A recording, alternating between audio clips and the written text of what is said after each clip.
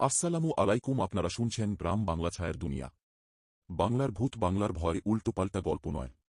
আজ আপনারা শুনবেন লেখক শ্রীবিশু মুখোপাধ্যায়ের লেখা একটা খুবই সুন্দর গ্রাম বাংলা ভূতের গল্প, মরা বন ও ভুতুড়ে পাইন। তো চলুন গল্পটা শুরু করি। ছেলেবেলার স্মৃতি জড়ানো বিরাট পাইন গাছটার সামনে এসে দাঁড়াল হান্স। কি দশাই হয়েছে গাছটার! স্নিগ্ধ সবুজ পত্রপল্লবের কোনো ঐশ্বর্যই আজ আর নেই তার দেহে, শুধু একটা মৃত শুদ্ধ কাণ্ড হাড় গোড় করে খাড়িয়ে আছে। গাছটার দিকে চেয়ে চেয়ে চোখে জল এল হান্স এর।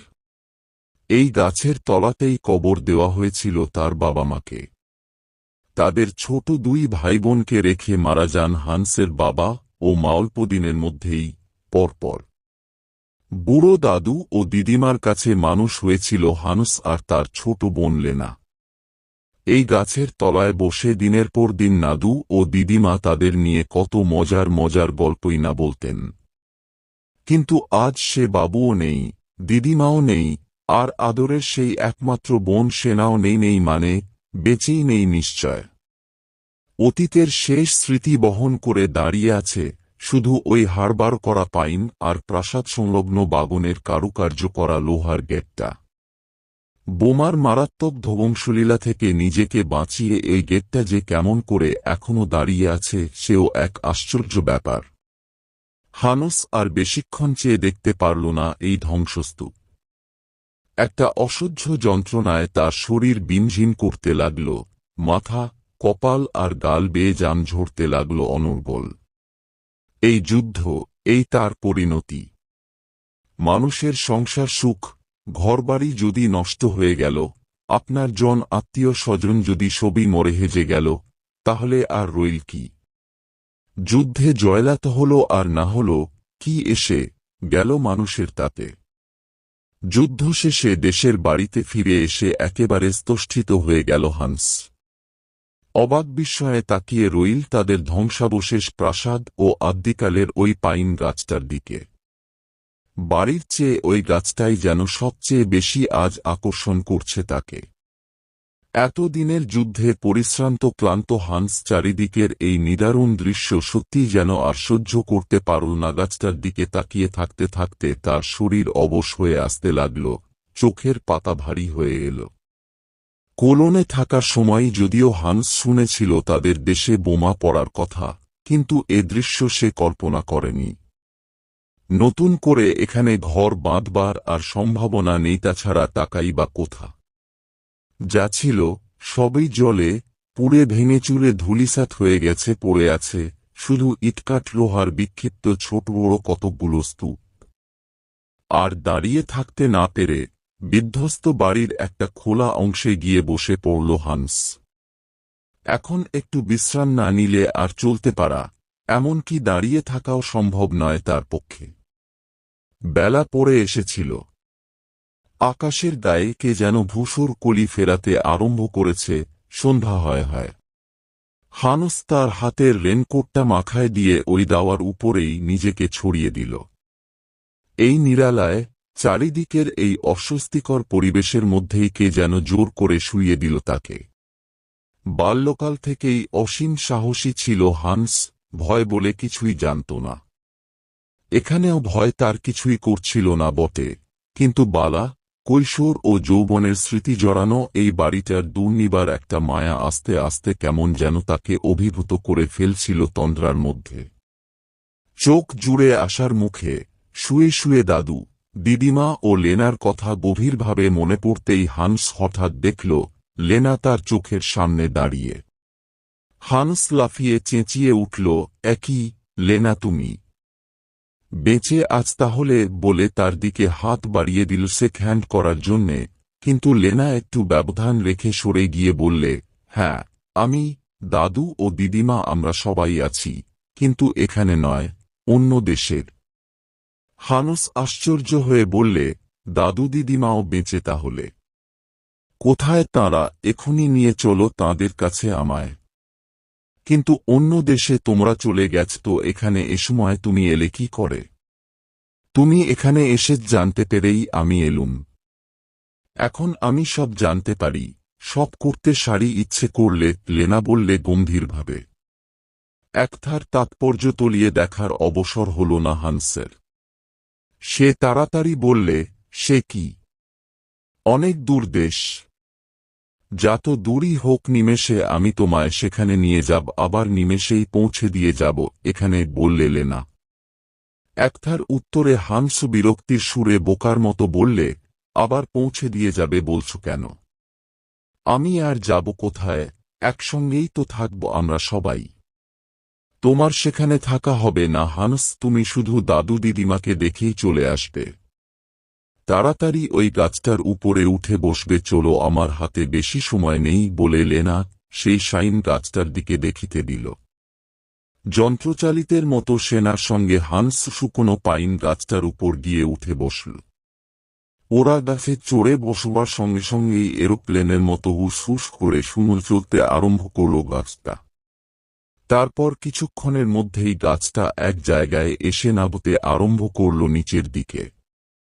নাববার মুখে লেনা বললে, ছেলেবেলা থেকেই তুমি তো খুব বীরপুরুষ, কিন্তু এখানকার সব দৃশ্য দেখে ভয় পেও না যেন। তার কথা শেষ হতে না হতেই গাছটা ঝুপ করে এনে নাবিয়ে দিল তাদের এক বিস্ময়কর দেশে। শোঁ শোঁ শব্দে অনবরতই ঝড়ের বেগে হাওয়া বইছে এলোমেলো। চারিদিকে অস্বাভাবিক রকমের গাছপালা মাইলের পর মাইল জুড়ে অন্ধকার করে রেখেছে সারা দেশটা। মধ্যে মধ্যে তৃণাচ্ছাদিত জলাভূমিতে নানা ধরনের বিভৎস সব সরীসৃপ বিলবিল করে ঘুরে বেড়াচ্ছে। অসংখ্য রক্তপায়ী বাদুড় বিরাট বিরাট ডানা বিস্তার করে উঠছে আর এটাপটি কামড়াকামড়ি করছে পরস্পরে। ধোঁয়ার মতো এক ধরনের গ্যাস উঠছে চারিদিক থেকে। জলাভূমির মাঝে মাঝে জল ফুটছে টকবক করে। যত বীরপুরুষই হোক না কেউ, এ দৃশ্য দেখে ভয় না পেয়ে উপায় নেই। হান্স জড়ানো গলায় বললে, একই ব্যাপার। এখানে না আছে মানুষজন, না আছে মানুষের ঘরবাড়ি, এখানে এ কোন নরকপুরীতে নিয়ে এলে তুমি আমায়? শিগগির দাদু দিদিমার কাছে নিয়ে চলো, তাদের সঙ্গে দুটো কথা বলেই আমি চলে যাব। হান্সের কথার উত্তরে লেনা এক রকমের অদ্ভুত হাসি হেসে বললে, ঘরবাড়ি মানুষজন সবই আছে এখানে, তবে তুমি দেখতে পাবে, না দেখলে আরো ভয় পেতে। আচ্ছা বেশ, এখন ওদের সঙ্গে তাড়াতাড়ি দেখাটা করিয়ে দেওয়ার এক মুহূর্ত আমি থাকতে পাচ্ছি না এখানে। তীর বিরক্তি হান্সের কথায়।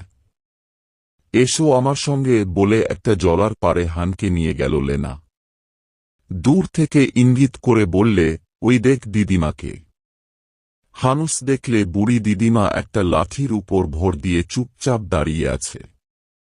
হান্স সেদিকে যাবার জন্যে চেষ্টা করতেই লেনা ধমক দিয়ে চেঁচিয়ে উঠল, যেও না ওদিকে, বিপদে পড়বে।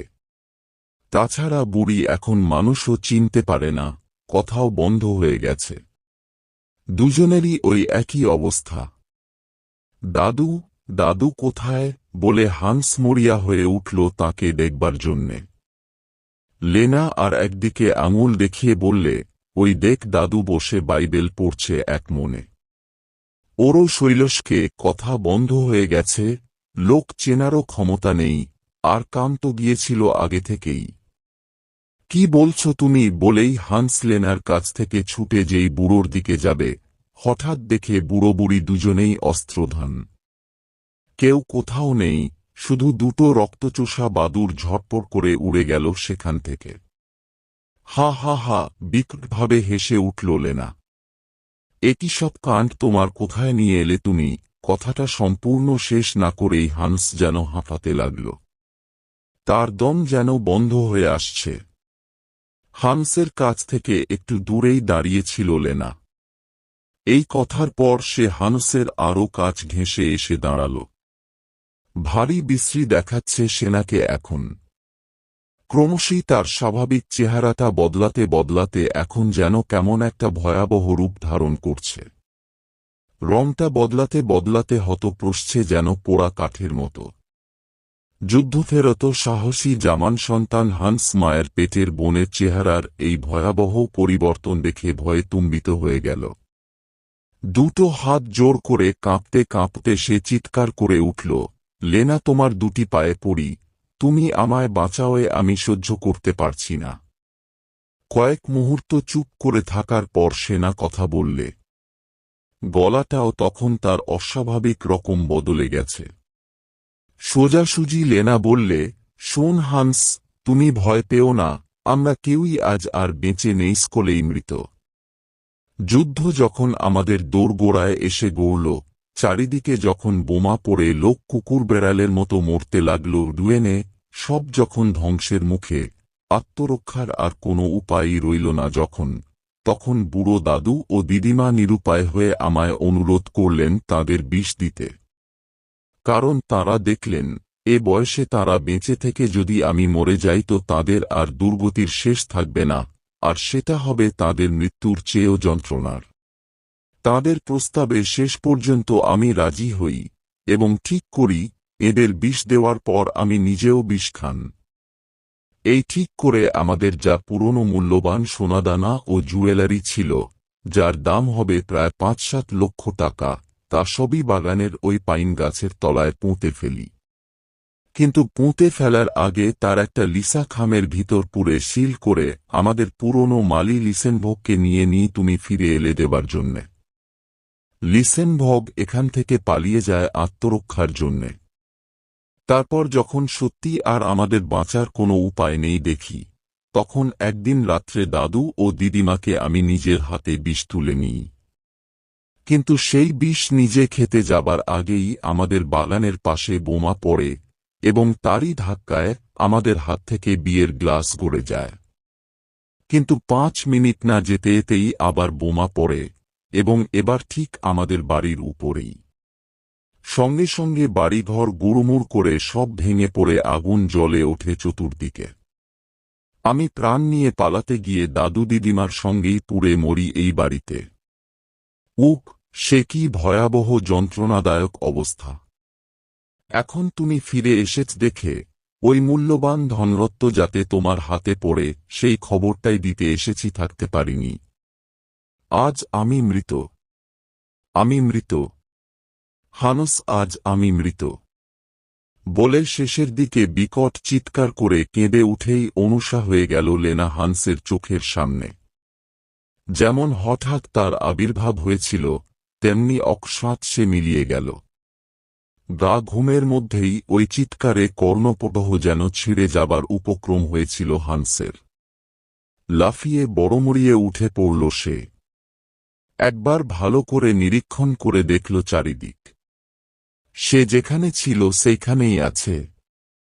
সারা আকাশ কুয়াশায় ঢেকে থাকলেও তার বুঝতে বাকি রইল না যে ভোর হতে আর বেশি দেরি নেই।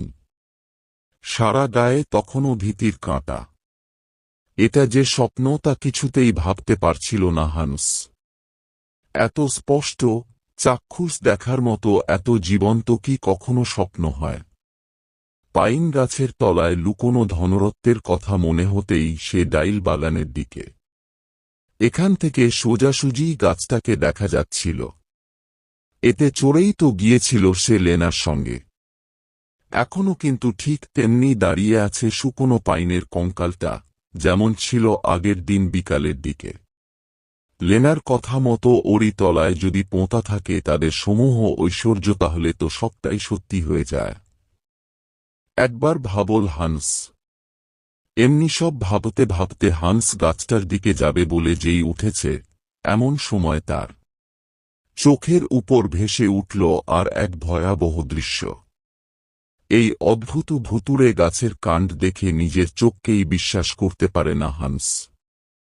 দেখে তাদের সেই বিশ্বস্ত পুরনো মালি লিসেনভোগ ঊর্ধ্বশ্বাসে ছুটছে, আর তার পিছু পিছু তাড়া করে ছুটছে ওই শুকনো ভুতুড়ে পাইন। এক ভয়াবহ স্বপ্নকে সম্পূর্ণ সত্য বলে বিশ্বাস করে নেবার পূর্বেই আর এক সত্য স্বপ্নের মতোই ভেসে উঠল হান্সের চোখের সামনে। দুহাতে মাথাটা চেপে ধরে সাহসী হান্স ভাবতে লাগল, তাহলে কি লিসেনভোগ সেই খাম খুলে আজই ধনরত্ন আত্মসাৎ করার জন্যে পাইন গাছের তলা খুঁড়তে এসেছিল?